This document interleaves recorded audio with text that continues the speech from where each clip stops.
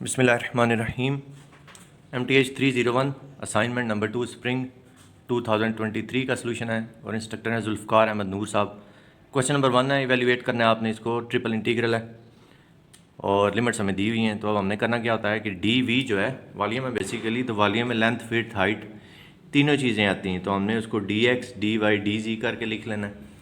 अब आपने जिस चीज़ का ध्यान रखना है वो ये है कि अगर आपने डी एक्स पहले लिखा है तो आपने यहाँ पे लिमिट भी पहले डी एक्स की पुट करनी है। जैसे ये देखें, एक्स दिया हुआ हमें 0 to 2, तो लिमिट हमारी आ जाएगी 0 to 2।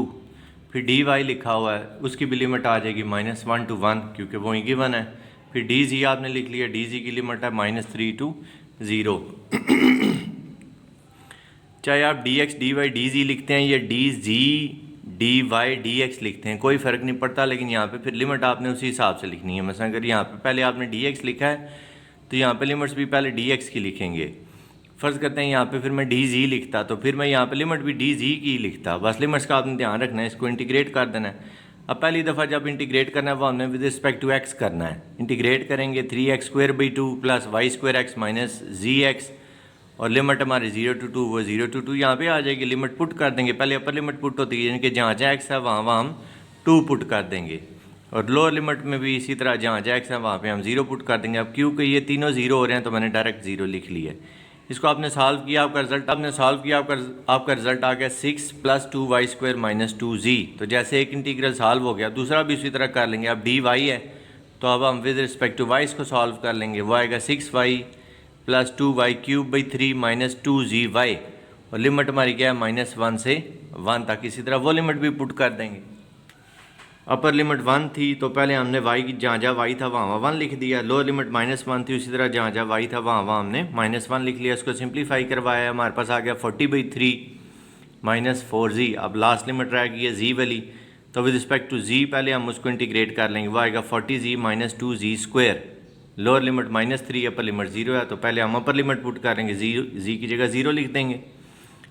पहली दोनों टर्म 0 हो जाएंगी। फिर जब -3 पुट करेंगे, सिंप्लीफाई करेंगे, आपका टोटल रिजल्ट आ जाएगा 58। अब क्वेश्चन नंबर 2 की तरफ चलते हैं। क्वेश्चन नंबर 2 है, use Green's theorem to evaluate the integral, और कंटूर जो आपको वो दिया हुआ वो सर्कल है।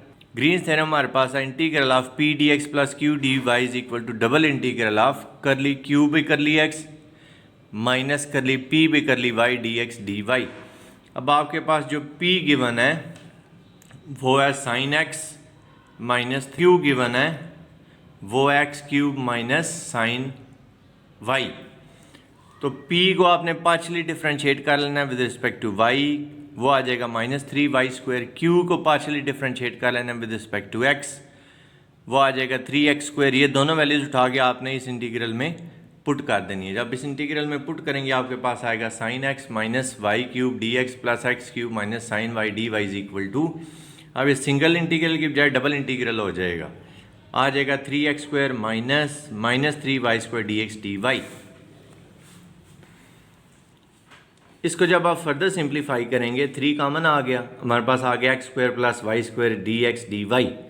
अब x² प्लस y² होता है r²। हमें गिवन है कि जो कंटूर है वो एक सर्कल है और उसकी इक्वेशन भी दी हुई x² plus y² is equal to r²। अच्छा, फ़र्ज़ करते हैं आपके पास यहाँ पे डायरेक्ट x² y² नहीं आ रहा, √x या इस तरह की कुछ चीज़ आ रही है, तो x की जगह आपने पुट कर लेना r cos थीटा, y की जगह आपने पुट कर लेना r sin थीटा। मुख्तसर बात यह है कि ये जो आपके dx और dy हैं इसको आपने dr और d थीटा में चेंज कर लेना है। ये एरिया है बेसिकली लेंथ और विड्थ का प्रोडक्ट। तो जब हम उसको r थीटा वाली फॉर्म में लिखते हैं तो dx dy बन जाता है r dr d थीटा। सिर्फ dr d थीटा नहीं बल्कि साथ r भी आएगा इसमें, dx dy is equal to r dr d theta से याद रख लें।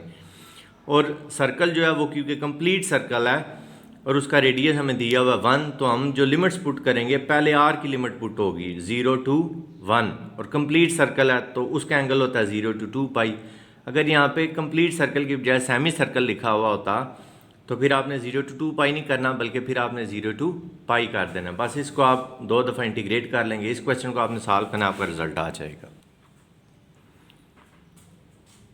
r² और r मल्टीप्लाई होकर r³ बन जाएंगे। जब इसको इंटीग्रेट करेंगे n+1/n+1, फार्मूला यूज़ होगा 3r⁴ divided by 4। 3r raise to power 4 divided by 4, 3/4 constant है, बाहर आ जाएगा, इंटीग्रेट करेंगे थीटा आ जाएगा, लिमिट्स पुट करेंगे 2 पाई माइनस 0 2 पाई, 2 2 4 रिजल्ट आ जाएगा 3 पाई/2।